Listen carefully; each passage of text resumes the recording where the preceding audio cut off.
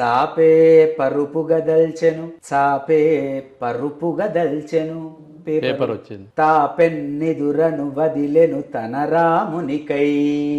లక్ష్మణుడి పాత్ర. తా పెన్నెదురను తన యొక్క పెద్ద నిద్రను మొత్తం విడిచిపెట్టాడు అన్న కోసం.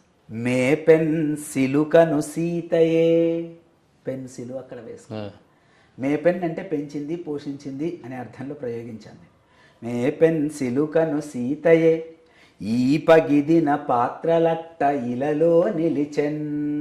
అట్ట వచ్చేసింది. అట్లా అంటే చాపను పరుపుగా దాల్చినటువంటి వాడు శ్రీరాముడు, సీత, వాళ్ళిద్దరి పాత్రలను తీసుకొచ్చాను. అంటే ఇక్కడో అయోధ్యలో రాజమందిరంలో శయనించాల్సినటువంటి వాళ్ళు నారచీరలు కట్టుకొని వనవాసంలో ఉన్నారు. కాబట్టి చాపే పరుపుగా దల్చెను, తా పెన్నెదురను వదిలెను తన రామునికై.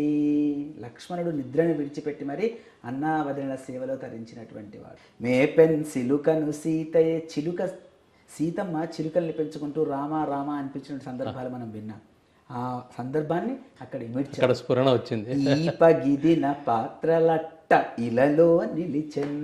ఈ విధంగా ఈ పాత్రలన్నీ శాశ్వతంగా నిలబడ్డాయి అని చెప్పారు.